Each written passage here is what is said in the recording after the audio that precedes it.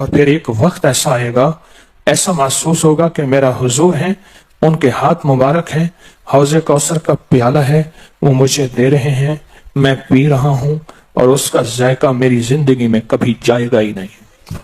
ایسا ہوتا ہے جن کے ساتھ یہ بیتی ہے بات، ایسا ہوتا ہے، اور 100% ہوتا ہے، اور 100% ہوتا ہے، ایسا ہوتا ہے۔ مشق کرتے کرتے آپ اس مقام تک پہنچ جائیں گے، مشق کرتے کرتے اس مقام تک پہنچ جائیں گے، خود محسوس ہوگا اور جاگتی آنکھوں سے محسوس ہوگا۔ اور مشق کرنی ہے حضور کے احسانات کو سامنے رکھ کے۔ ایک تصویر تو درود پاک پڑھ لیا کریں زندگی میں، روز ایک، چاہے زندگی یعنی دن میں کسی وقت بھی صبح شام پڑھ لیں بہتر ہے، ورنہ ایک تصویر ایسی جس میں حضور کے احسانات ہوں کہ یا رسول اللہ آپ کی برکت سے آج میری پیشانی سجدوں میں ہے، یا رسول اللہ آپ کی برکت سے آج میں آپ سے مانگنے والا، آپ کے رب سے مانگنے والا ہوں اور اس کے غیر سے مانگنے والا نہیں ہوں، یا رسول اللہ آپ کی برکت سے میں قرآن کا حامل ہوں، سجدوں کا حامل ہوں، نماز کا حامل ہوں، اور آپ کی برکت سے یہ ملا مجھے نیکیاں، یہ عبادتیں، یہ سعادتیں، یہ راحتیں، یہ رحمتیں، یہ برکتیں، یہ خیریں ملی یا رسول اللہ آپ کی برکت سے۔ ایک تصویر ایسی ہو جس میں میرے آقا کے احسانات کا سخت ترین تصور ہو، سخت ترین خیال ہو اور سخت ترین استحصار۔ ایک تصویر ایسی ہو۔ اچھا، پہلے یہ تصور میں بات آئے گی، پھر تصور بڑھتا چلا جائے گا، پھر یہ تصور ترقی کی راہیں اختیار کرے گا، پھر یہ ترقی اور آگے بڑھے گی، بڑھتے بڑھتے ایک وقت ایسا آئے گا کہ احساس ہوگا کہ حضور سامنے تشریف فرما ہے اور میں آقا کے قدموں میں بیٹھا ہوں۔ آنکھوں سے، جاگتی آنکھوں سے جلوے نظر آئیں گے، جاگتی آنکھوں سے نقشے نظر آئیں گے، جاگتی آنکھوں سے دیدار مصطفیٰ نصیب ہو۔ کئی درویش تھے، کئیوں نے کہا ہمارے لاہور میں شادرہ ہے، وہاں ایک صاحب تھے، کسی درویش کے پاس گئے، اس نے کہا جی مجھے حضور کا دیدار کرا دے۔ فرمایا آنکھیں بند کر۔ آنکھیں بند کر کے تو اس کی جھٹکے سے آنکھیں کھولی، کہا اللہ کی قسم میں نے حضور کا دیدار کر لیا۔ جاگتی آنکھوں سے آپ ایک آج فیصلہ کریں، ایک تسبیح درود پاک کی پڑھیں، صبح شام پڑھیں، 12 تسبیحاں پڑھیں، 16 پڑھیں، 100 پڑھیں، 1000 پڑھیں، لاکھ پڑھیں روزانہ، لیکن ایک تسبیح ایسی ہو جس میں حضور کے احسانات، حضور کی شفقتیں امت پہ، حضور کی محبتیں امت پہ، میری کملی والے کی عطائیں، شفقتیں، مہربانیاں، کمالات، احسانات، اس کا تصور کرتے ہوئے پڑھیں۔ پہلے تصور نہیں جمے گا، آہستہ آہستہ یہ تصور توجہ میں تبدیل ہوگا، تصور توجہ میں تبدیل ہوگا، پھر یہ توجہ دھیان بن جائے گا، پھر دھیان اعتقاد بن جائے گا، ایقان کہتے ہیں جسے، پھر ایقان یقین کی شکل اختیار کرے گا۔ جب یقین بنے گا نا، پھر ایسے اللہم صلی علی پڑھیں گے اور صلی علی کے سارے نقشے سامنے آ جائیں گے، صلی علی کے سارے نقشے سامنے آ جائیں گے، ساری کیفیتیں سامنے آ جائیں گے۔ ایسے لوگوں کو سنو جو فائدہ ہوتا ہے وہ طی الارض حاصل ہو جاتا ہے، ایسے لوگوں کو طی الارض حاصل ہو جاتا ہے۔ طی الارض یہ ہے کہ اللہ کے بعض اولیاء بندے ایسے ہیں، وہ پہلا قدم اٹھاتے ہیں تو دوسرا قدم 1400 میل کا ہوتا ہے، پہلا قدم کے بعد جب دوسرا قدم وہ 1400 میل کا۔ طی الارض کی آج میں نے آپ کو بنیاد بتا دی، وہ میرے آقا کی محبتیں اور میرے آقا کے احسانات اور میرے کملی والے کے احسانات کا تصور کر کے استحزار قلبی، استحزار لسانی، یہ پڑھ کے درود پاک پڑھیں، زبان سے درود پاک پڑھیں قبول، بے دہانی سے پڑھیں قبول، درود ہے ہی ایسی عبادت، بے توجہ سے پڑھیں قبول، مصروف زندگی میں پڑھیں قبول، وضو پڑھیں قبول، بے وضو پڑھیں قبول، پر ایک تسبیح کوئی ایسی بھی پڑھ کے دیکھ لیں جو میری آخرت کا سامان بن جائے، اور دنیا میں مرنے سے پہلے اللہ میرے دل کی آنکھیں کھول دے، چہرے کی تو کھلی ہیں، اللہ دل کی کھول دے۔ ہاں، دل کی آنکھیں جس کی کھل جاتی ہیں وہ زندگی میں کامیاب، دنیا میں کامیاب، عزتوں کے تاج، شان و شوکت کے تاج، جس کی دل کی آنکھیں کھل جاتی ہیں وہ نامراد بھی ہے نا تو بامراد ہو جاتا ہے۔ اور جو بندہ حضور کے احسانات کے ساتھ ایک تسبیح درود پاک کی پڑھے گا وہ نامراد سے بامراد ہوگا. اور بامراد کیسے ہوگا؟ ذرا غور سے سنیں. بامراد کیسے ہوگا؟ ذرا غور سے سنیں. بامراد ایسے ہوگا، بامراد ایسے ہوگا کہ اللہ پاک اگر اس کی پیشانی پہ بدبختی، شقاوت، ذلت، لعنت لکھی ہے، اللہ درود پاک استحضار سے پڑھنے کی برکت سے اس کی پیشانی پہ رحمت، عطا اور شفقت، مہربانی، محبت اور کرم لکھ دیتا ہے.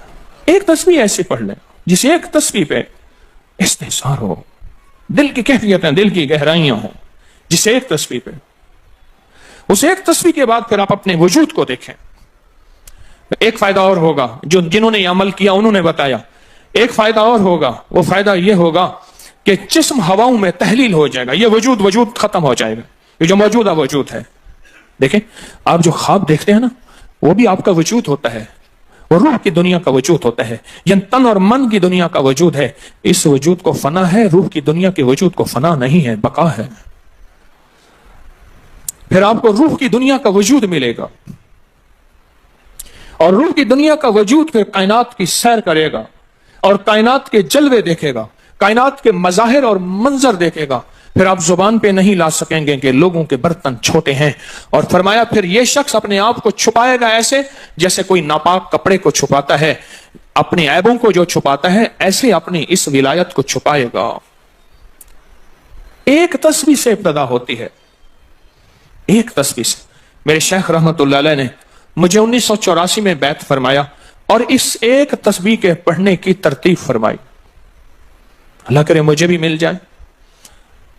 مشق کریں، محنت کریں، ایک تسبیح ایسی مل جائے درود پاک کی جو میرے وجود کے اندر کے سارے نظام کو دھو دے، میرے من کو، میرے تن کو دھو دے، میرے جذبوں کو دھو دے، میری آنکھوں کو، میرے کانوں کو دھو دے، میرے ہاتھ پاؤں کو دھو دے، میری ناپاک تنہائیوں کو دھو دے، اور ایسا دھو دے کہ جب اللہ کے حضور حاضر ہوں جیسے میرا کفن سفید ہو ایسے میرا دل بھی سفید ہو، سیاہ نہ ہو. یہ ایک تسبیح میری زندگی میں، ایک تسبیح ایسی ہو. میرے حضور کا احسان کر، آپ کے احسانات. اللہم صلی علی محمد و آل محمد، اللہم صلی علی محمد کما تحب و ترضی لہ، اللہم صلی علی محمد بعدد کل دائن و دوائن وبارک وسلم. کوئی بھی درود، مسنون درود ہے، اسے پڑھیں. ایک تسبیح پڑھیں، پر پڑھیں ایسے. اور میں یہ نہیں کہتا کہ صرف ایک ہی پڑھیں، یہ میں ابتدا بتا رہا ہوں، یہ ابتدا بتا رہا ہوں. اگر اس ابتدا میں ایک تسبیح ایسی پڑھنی شروع کر دیں، زندگی کمال، حیرت انگیز کمال. ٹینشن کا علاج آخری درجے کا، ذہنی دباؤ تناؤ کا علاج، ہائی بلڈ پریشر کا علاج، لا علاج بیماریوں کا علاج، الجھی ہوئی زندگی کا علاج، ناممکن مسائل کا علاج اور پریشانیوں کا علاج، دکھوں کا علاج، مسئلوں اور مشکلوں کا علاج. ایک تسبیح دھیان سے پڑھی ہوئی. پھر ایک تسبیح کریں گے کیا؟ یہ فرشتوں کو ہدیہ کریں کہ میرے آقا کی بارگاہ میں پہنچائیں. نیک زمزم کی روحیں ان کو ہدیہ کریں، میرے آقا کی بارگاہ میں پہنچائیں. اور اللہ کے نیک ولیوں کو، صالحین کو ہدیہ کریں اور نیک جنات کو ہدیہ کریں. ہاں یہ ایک تسبیح ہدیہ کریں. فرمایا کتابوں میں ہے جتنی بھی نیک روحیں ہیں اس دنیا میں، کائنات میں جہاں بھی وہ بندہ فوت ہوتا ہے، ہر نیک روح، جنتی روح زمزم کے کنویں میں اس کا قیام ہے، اس کا مسکن، اس کا قیام زمزم کے کنویں میں ہے. اور جتنی بھی بدکار روحیں ہیں وہ دنیا میں جہاں بھی مرے، ان کا قیام برہوت ایک کنواں ہے جو یمن میں ہے، اس کنویں میں ان کا قیام ہے. حضرت شیخ الحدیث نے اپنی کتاب میں لکھا رحمت اللہ علیہ نے، فرمایا کہ ایک شخص تھا، امانتیں رکھتا تھا، لوگ امانتیں اس کے پاس رکھتے تھے. ایک شخص امانت رکھ کے اس کے پاس سفر میں گیا، عرصے کے بعد آیا تو وہ فوت ہو گیا تھا. بیٹا امانت دینے سے انکاری تھا، پریشان ہوا، مکہ کے درویشوں کے پاس گیا کہ کیا کروں. فرمایا رات کے آخری پہر میں زمزم کے کنویں پہ جا اور آواز دے اس شخص کو جو امانتیں رکھتا تھا، تجھے پہلی آواز میں جواب دے گا اور تجھے بتائے گا کہ تیری امانت کہاں ہے. رات کے آخری پہر میں گیا، سلام کیا، اس شخص کو آواز دی، آواز نہ آئی، پھر آواز دی، جواب نہ آیا، پھر 3 بار، آخر واپس آیا. صبح درویشوں کے پاس پھر گیا، کہنے لگے انا للہ و انا الیہ راجعون. لگتا ایسے ہے کہ وہ زمزم کے کنویں کی روح نہیں ہے، لگتا ہے کسی خطا کی وجہ سے کسی پکڑ میں ہے، جاؤ یمن میں برہوت کے کنویں پہ، وہاں جا کے آواز دو۔ وہ پھر سفر کرتے ہوئے برہوت کے کنویں میں گیا، رات کے آخری پہر میں آواز دی تو پہلی آواز میں جواب ملا، تیری امانت موجود ہے اور وہ تیری امانت فلاں جگہ پڑی ہے، اس کو کھود کے نکال لے۔ اور پوچھا آپ یہاں کیسے؟ کہا کہ بس کوئی عمل ایسا ہو گیا تھا جس عمل کی وجہ سے میں اس وقت بدکار روحوں کے ساتھ ہوں۔ جتنے بھی نیک روحیں ہیں پوری کائنات میں، ازل سے لے کر ابد تک، آخری دم تک، آدم سے لے کر آخری دم تک، جتنی بھی نیک روحیں ہیں وہ ساری نیک روحیں زمزم میں رہتی ہیں۔ جو درود پاک پڑھیں، جو نفلی عبادات پڑھیں، جو تسبیحات پڑھیں، جو ذکر کریں، جو ہدیہ صدقہ کریں، وہ کیا کریں؟ سارے فرشتوں کو پہلے ہدیہ کر دیں، فرشتوں کو ہدیہ کر دیں۔ ان میں وہ فرشتے بھی موجود ہوں گے جو میرے حضور کے روزے پہ جائیں گے۔ صبح فجر کے بعد فرشتے جاتے ہیں، فجر سے لے کر عصر تک فرشتے درود و سلام میرے حضور کے روزے پہ پڑھتے ہیں۔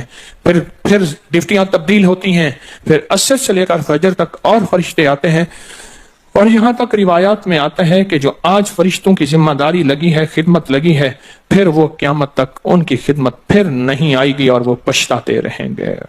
اتنے فرشتے اللہ نے بنائے ہیں۔ جو بھی درود پاک پڑھیں اور اس کے علاوہ عبادات جتنی بھی کریں، وہ ساری عبادات فرشتوں کو ہدیہ کریں، وہ ساری عبادات نیک روحوں کو ہدیہ کریں جو زمزم کے کنویں میں رہتی ہیں، اور ساری عبادات فرشتوں کو، روحوں کو اور جنات کو ہدیہ کریں، اور ان سے کہیں کہ اللہ سے دعا کریں اللہ میرے یہ کام بنا دے۔ پھر کام بنتے دیکھیں، پھر مسائل حل ہوتے دیکھیں، پھر ناکامیاں ختم ہوتے دیکھیں، پھر حالات کو انشاءاللہ سنورتا دیکھیں۔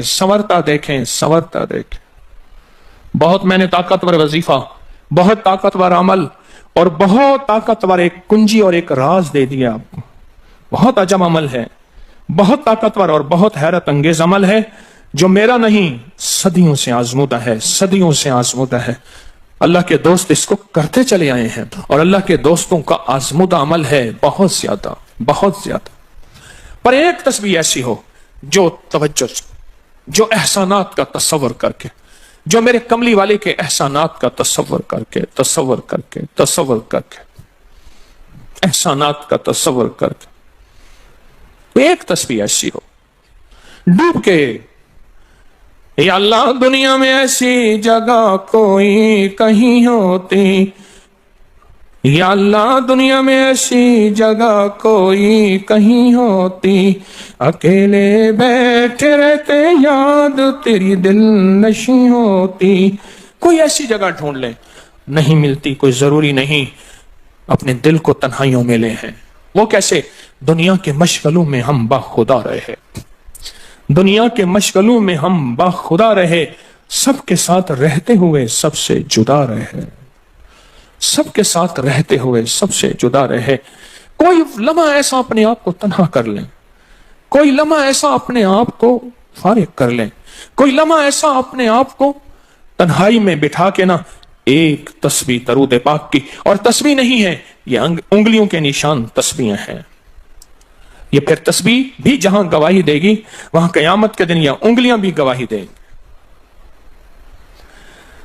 پھر یہ تسبیح ہدیہ کریں، فرشتے ٹوٹ پڑتے ہیں اس درود پاک کے ہدیے پہ۔ کیوں؟ ان کی غذا ہی نور ہے اور درود نور ہے، ان کی غذا ہی نور ہے اور درود نور ہے، ان کی غذا ہی یہی برکت ہے اور درود برکت ہے، ان کی غذا ہی خوشبو ہے اور درود خوشبو ہے، ان کی غذا بھی یہی ہے۔ ایک تسبیح ایسی ہو جس پہ آپ دیوانے ہو جائیں۔ یہاں تک کہ بعض مشاہدات میں یہاں تک کہتے ہیں، دیکھنے والے اہل نظر کہتے ہیں کہ ایک تسبیح جو دھیان والی پڑھی اور فرشتوں کو مسلسل ہدیہ کیا، روحوں کو ہدیہ کیا اور جنات کو ہدیہ کیا، تو کچھ ہی عرصے میں فرشتے جاگتی آنکھوں سے نظر آنا شروع ہو جاتے ہیں، اور روحیں خواب میں آ کے شکریہ ادا کرتی ہیں، اور جنات جاگتی آنکھوں سے، جنات دیکھیں اللہ نے جنات کو اوجھل کر دیا، پردے دے دیے، روحوں کے سامنے پردے دے دیے، فرشتوں کے سامنے پردے دے دیے۔ فرشتے ہیں، میری آنکھ نہیں دیکھ سکتی، ارواح کا نظام، روحوں کا نظام ہے، میری آنکھ نہیں دیکھ سکتی، جنات کا نظام ہے، میری آنکھ نہیں دیکھ سکتی۔ اللہ پاک پھر پردے ہٹا دیتے ہیں. رخ سے پردے ہٹے, رخ سے پردے ہٹے, طور جلنے لگا, میرے ساقی کا مجھ پہ کرم ہو گیا, میرے ساقی کا مجھ پہ کرم ہو گیا. یہ ایک تصویر آج کا سبق ہے, کملی والے کی محبتوں کا سبق ہے. ایک تصویر. درود پاک وہ عبادت ہے جس عبادت کے کرنے والا کبھی محروم نہیں رہتا, اس عبادت کو پڑھنے والا کبھی محروم نہیں رہتا. درود پاک وہ عبادت ہے.